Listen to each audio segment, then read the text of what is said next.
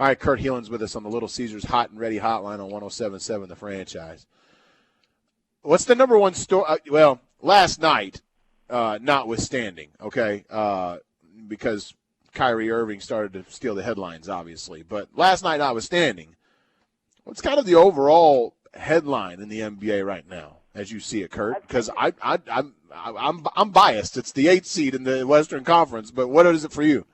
I think it's two things. It's the MVP race, which certainly Westbrook and you guys are part of, which is the most interesting one we've had in years because, in the last few years, it's been, hey, is it Durant or LeBron this year? And you could make your case, and guys had kind of spaced out a little bit, and you had an idea. This year, it is wide open. It is three guys, four. If you want to just talk about the best player, it's still LeBron. But so four guys, and guys like Anthony Davis, who had these monster years, are out. So I think that's one of them. But I think the 8th seed races, frankly, in both conferences, I find fascinating. The West is great because, you've got two quality teams in Oklahoma City, who I think ultimately gets it, and a good team in Pelicans, a team on the rise right with them and not going anywhere and getting great play out of their star as well. And then in the East, whoever's 7 and 8 are just fodder for for Atlanta and Cleveland. They're going to get slaughtered in the first round. But there's an interesting race with, the Pacers are getting Paul George back. They've been playing better. They've been defending well. Charlotte's been playing well. Boston is suddenly playing well. There's actually well enough. These are not great teams, but it's a really interesting race to see who gets those bottom seeds. Kurt Helin with us. He joins us on the Little Caesars Hot and Ready Hotline on 107.7 The Franchise. We have this conversation all the time as it pertains to Russell Westbrook, and I want to get your thoughts on it. Russell Westbrook has been obviously off the charts good from a triple-double standpoint, if you will. When do you start pointing at his turnovers and going, yeah, that's why he's not the best point guard in the league? Or is he? I think as much as he's had to handle the ball and as much offensive load as he's had to take on, that you just end up with a few more turnovers. It'd be nice if not everybody's Chris Paul, man. That guy just takes care of the ball brilliantly almost every night. That said,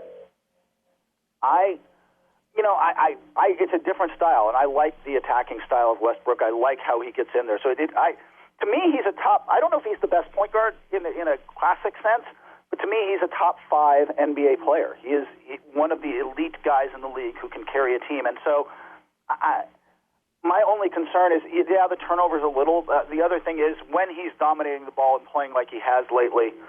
I think there's a concern that other guys can stand around a little. That you've got to keep. He's getting some assists, but you've got to find a way.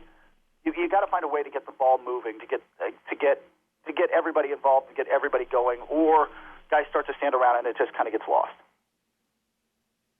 Would this be an MVP race? And gosh, I sound homerific, but I know our listeners know I'm not, so that's okay. If I were just to change one thing about this MVP race, and that was the Thunder were a 4 seed right now, would there even be an MVP conversation? Yeah, there'd still be an MVP conversation because Steph Curry's really good, by the way, and his team is really good. But I think it would change the dynamic a little bit.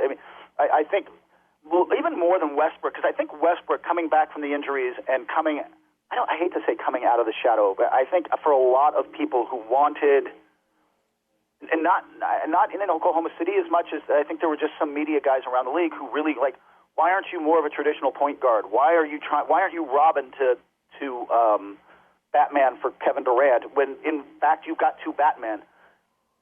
I think that narrative gets him right in the mix. I think he is right there. It's him, it's Durant, maybe it's him, and it's Curry. And I think Harden, I don't know, I want to say Harden's about half a step back. LeBron's behind them, and then we're down to Davis and whoever else you're going to throw on that list. But I think it's those two. Look, as you guys probably know as well as anyone, the MVP race sometimes becomes about narrative. It becomes about the story you can tell. And I think Westbrook's got a great story, and that's a huge advantage for him. Is it fair to say right now, Kurt, that we're not paying enough attention to what the Cleveland Cavaliers are doing in the East? They're putting it together. last night was kind of ridiculous only because, I mean, the Spurs outplayed them. I mean, the Spurs played smarter basketball, played better defense. My favorite stat out of last night, they defended, they contested, according to those, the camera in arena cameras that the NBA uses. The Spurs contested 30 of Kyrie's 32 shots. They were in his face all night, and it just didn't matter. When you've got a team like that that's playing better defense and has the kind of stars who can take over a game, as you guys well know, that's a recipe. Even if you're outplaying them, you could lose a game or two just because a guy goes off. They're really good. I still think Atlanta can get them this year. Atlanta dismantled them a week ago. Atlanta can still get them, but Cleveland's right there. And whoever comes out of the West, if you get Cleveland, look, you still got to deal with LeBron James and Kyrie Irving. It is not going to be some easy finals series. It's not going to get that much easier.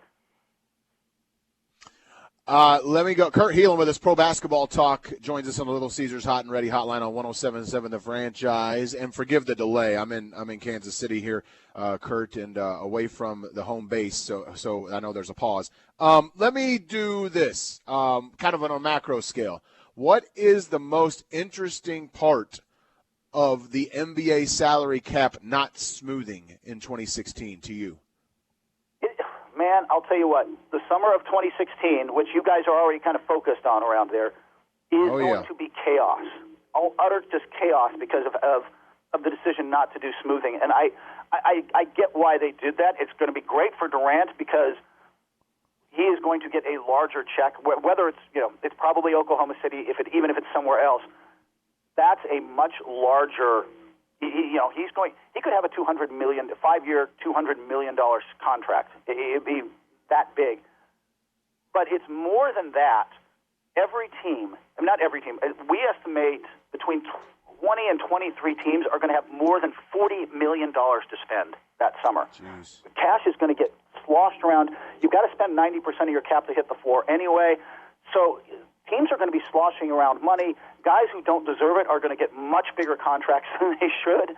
It's going to be kind of a wild, wild west summer where if you've got this money to slosh around and you're looking at a mid-range guy and you're looking at a guy like Cantor, he's not going to be up that summer, but somebody like Cantor where you're like, he's a good player.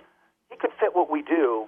Well, you can now just hey, I've got all this cash. Let's just overpay him. We can just go steal him if he's a guy we want. Now he's not going to be available, but that's the kind of guy who could get a much larger than he would otherwise get contract that year. It's going to be, this 2016 is just going to be nuts. Hey, I know that you probably get tired of this question whenever you come on in Oklahoma City. Wait a minute. No, the last question I ask you will be the one you get tired of, but this one as well. And that is, I kind of heard you just in passing in that last answer go, well, Durant and free agency, well, he's probably going to be in Oklahoma City. What do you know that I don't? I don't. I know that he is getting pressure from some people around him to leave and go to New York, go to a big market, New York specifically. I don't know that he's going to bow to that. I think, clearly the organization realizes that it's much harder for hove to leave if he's got a ring. I mean, the moves for Cantor and just the depth in general was about getting it now. Smart move. You're in now. You're all in.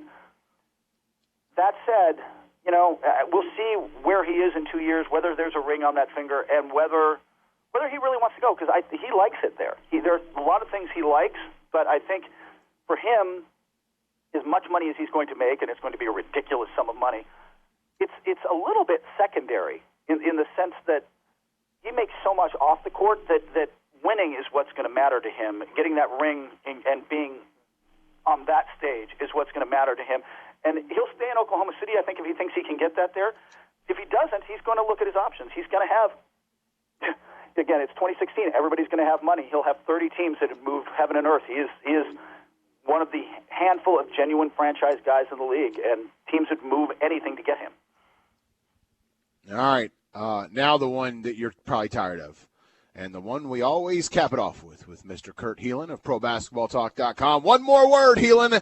The 9 seed in the Western Conference at the end of the season will be Pelicans. I still think you guys. That's your first change. A slightly easier schedule. Plus, it's always been the Suns. Durant, I hear he's pretty good. Yeah, it's always been the Suns right, until buddy, this one. We thought maybe you would mix it up, Kurt, and go Mavericks. Finally, you flip-flopper. The Mavericks are trying to. I don't think they can fall that far, but boy, that's now become it's crazy. This is how deep the West is. The team with Dirk Nowitzki is now the team you want to face. Like everybody would like to get. That is wild. Good talking to you, Kurt. We'll chat at you later.